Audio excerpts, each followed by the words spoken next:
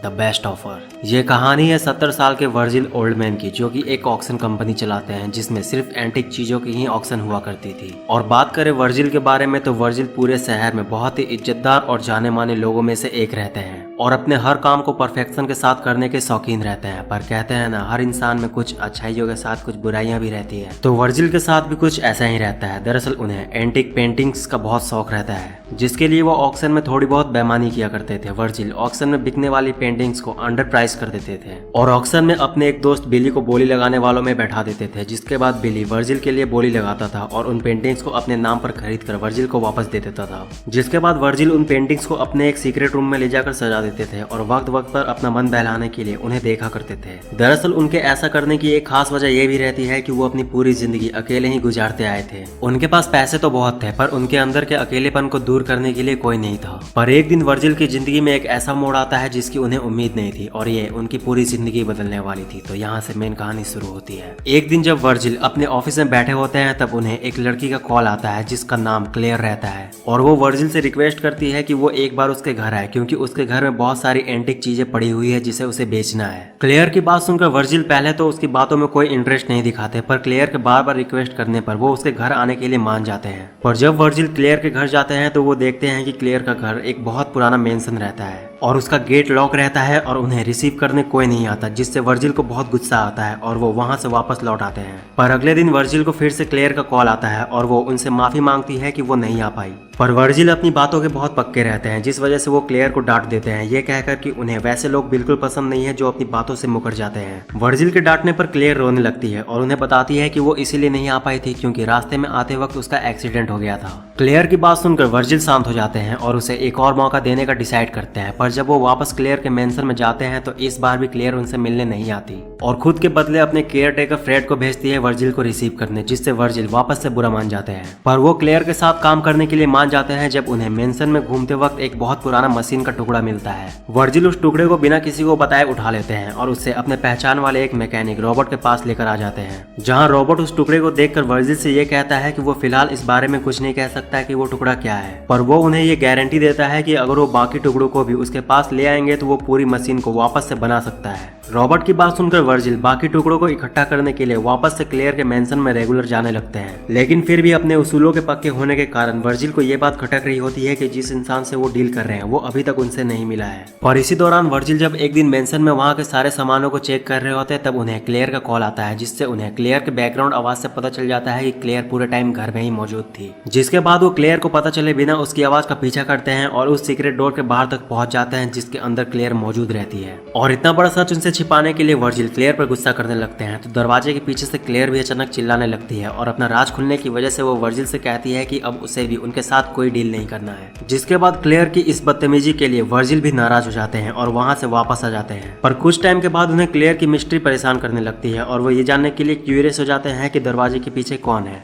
और इसके लिए वर्जिल क्लेयर के केयर टेकर फ्रेड को कुछ पैसे देते हैं, पर फ्रेड उनसे कहता है कि वो उनकी इसमें कोई मदद नहीं कर सकता क्योंकि उसने खुद क्लेयर को कभी सामने से नहीं देखा है। फ्रेड की बात सुनकर वर्जिल क्लेयर को लेकर और भी ज्यादा क्यूरियस हो जाते हैं। जिसके बाद वो हर रोज क्लेयर के मेंशन के सामने एक रेस्टोरेंट में जाकर टी ऑर्डर करते हैं और बिना उसे पिए क्लेयर के मेंशन की तरफ देखते रहते हैं। इसी दौरान वर्जिल की नजर उस रेस्टोरेंट में मौजूद एक लड़की पर पड़ती है जो फिजिकली डिसेबल रहती है और हर वक्त कुछ नंबर्स बोलते रहती है और पूरे टाइम मेंशन को घूरते रहती है। इसके कुछ वक्त बाद वर्जिल को क्लेयर का फिर से कॉल आता है और वो उन्हें मिलने के लिए बुलाती है। और जब वर्जिल वहां जाते हैं तब क्लेयर वर्जिल को अपने डोर के पास बिठा देती है और उन्हें बताती है कि उसे एक फोबिया है, जिससे वो जब भी इंसानों के सामने या उनके करीब जाती है तो वो पैनिक करने लगती है और डर कर बेहोश हो जाती है। क्लेयर की बात सुनकर वर्जिल उससे कहते हैं कि वो उसे समझ सकते हैं क्योंकि उनकी भी उससे मिलती जुलती एक आदत है, और वो ये कि वो बिना अपने ग्लव्स के बाहर नहीं निकलते क्योंकि उन्हें हर चीज में गंदगी दिखती है। क्लेयर से बात करने के बाद वर्जिल क्लेयर को और जानने के लिए और क्यूरियस हो जाते हैं, जिसके बाद वर्जिल रॉबर्ट के पास जाते हैं और उससे एडवाइस मांगते हैं लड़कियों को और बेहतर तरीके से समझने का। पर वर्जिल शर्म के मारे रॉबर्ट को ये नहीं बताते कि वो ये सब अपने लिए पूछ रहे हैं, पर बाद में रॉबर्ट खुद समझ जाता है कि वर्जिल अपने बारे में ही बात कर रहे हैं। जिसके बाद वर्जिल भी बेफिक्र होकर रॉबर्ट से सारी बातें शेयर करने लगते हैं और इसके बाद वो क्लेयर के करीब आने के लिए नए नए तरीके अपनाने लगते हैं। पर इसी तरह जब बहुत दिन बीत जाता है तब वर्जिल से रहा नहीं जाता और वो क्लेयर का असली चेहरा देखने का डिसाइड करते हैं। जिसके लिए जब वो क्लेयर से बात करने जाते हैं तब वहां से वापस आते वक्त वो दरवाजा बंद करने का दिखावा करते हैं और एक स्टेचू के पीछे जाकर छिप जाते हैं।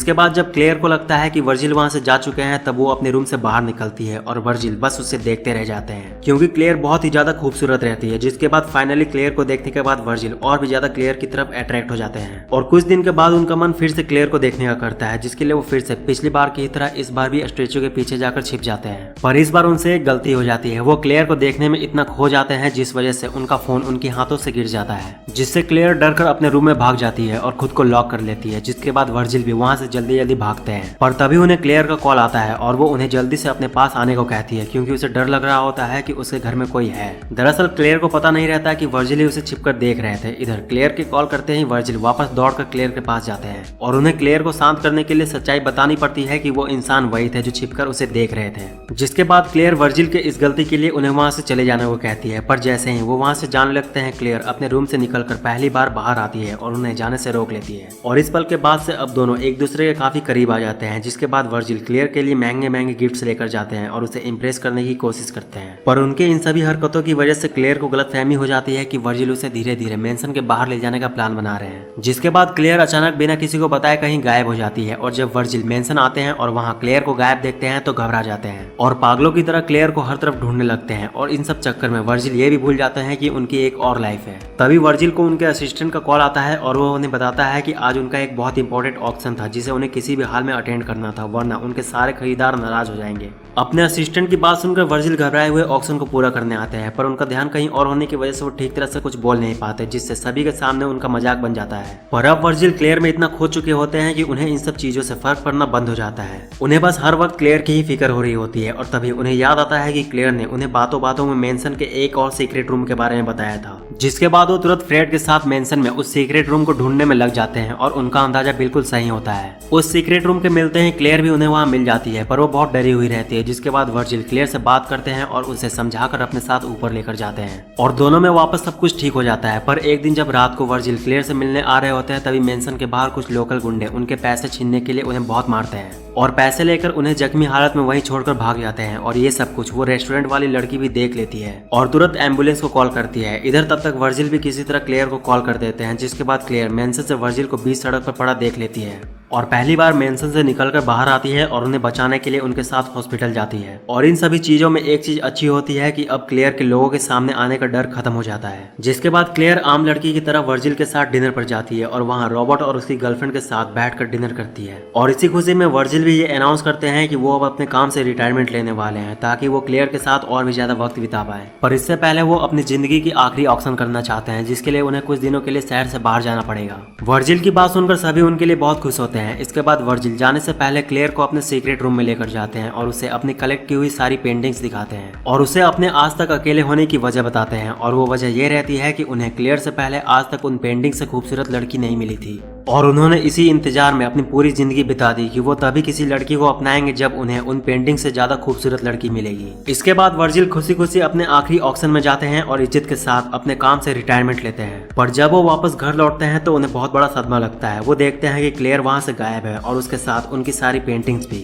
और वहाँ उन्हें वो खिलौना मिलता है जिसके टुकड़े वर्जिल क्लेयर के घर से इकट्ठा करके रॉबर्ट को देते आ रहे थे, जिससे उन्हें पता चलता है कि इस चोरी में रॉबर्ट का भी हाथ है। और जब वो थोड़ी और छानबीन करते हैं तब उन्हें पता चलता है कि इस चोरी में उनका दोस्त बिली भी शामिल था। जिसके बाद उन्हें सारा मामला समझ आता है कि उनकी पेंटिंग्स की चोरी कोई मामूली चोरी नहीं थी। दरअसल बिली और रॉबर्ट ने साथ मिलकर सालों से इसकी अच्छी तरह से प्लानिंग की थी, क्योंकि उन पेंटिंग्स की कीमत करोड़ों में थी। और सबसे बड़ी वजह इस चोरी की ये थी कि उन्होंने बिली का एक बार मजाक उड़ा दिया था ये कहकर कि कोई भी हाथ में ब्रश उठाने वाला पेंटर नहीं कहलाता, जिससे बिली को बहुत बुरा लगा था क्योंकि वो खुद भी एक पेंटर था। पर वर्जिल ने उसकी पेंटिंग्स की कभी कदर नहीं की थी और वर्जिल को इस बात से और भी ज्यादा शौक लगता है जब उन्हें पता चलता है कि असली क्लेयर वो नहीं थी जिससे वो प्यार करते थे, बल्कि उस रेस्टोरेंट में बैठी वो फिजिकली डिसेबल्ड लड़की थी जो हर वक्त उस मेंशन को घुरा करती थी, क्योंकि वो मेंशन उसी का रहता है जिससे बिली और रॉबर्ट ने कुछ वक्त के लिए उधार मांगा था और अपनी लाई हुई लड़की को क्लेयर बनाकर वर्जिल से इंट्रोड्यूस करवाया था ताकि डॉक्यूमेंट्स देखते वक्त वर्जिल को कोई शक ना हो। जिसके बाद इतने बड़े फ्रॉड की वजह से वर्जिल कुछ वक्त के लिए बीमार पड़ जाते हैं, पर जब वो ठीक होते हैं तब एक आखिरी बार अपने प्यार को आजमाने के लिए उस जगह पर जाते हैं जिसके बारे में क्लेयर ने उनसे बात करते वक्त जिक्र किया था और उनसे ये कहा था कि उनके बीच चाहे जो भी हो जाए वो उनसे प्यार करना कभी बंद नहीं करेगी। पर वर्जिल का भरोसा टूट जाता है क्योंकि वो उस जगह पर पहुंचकर क्लेयर का इंतजार करते रह जाते हैं, पर क्लेयर वहां नहीं आती और मूवी यहाँ खत्म हो जाती है। तो यार बस इस वीडियो में इतना ही। वीडियो कैसी लगी कमेंट करके जरूर बताना, और इस तरह की और मूवीज के लिए चैनल को सब्सक्राइब करके बेल आइकन को प्रेस कर लो। तो मिलते हैं नेक्स्ट वीडियो में, तब तक के लिए बाय। और हाँ, जाते जाते इस वीडियो को लाइक जरूर करते जाना।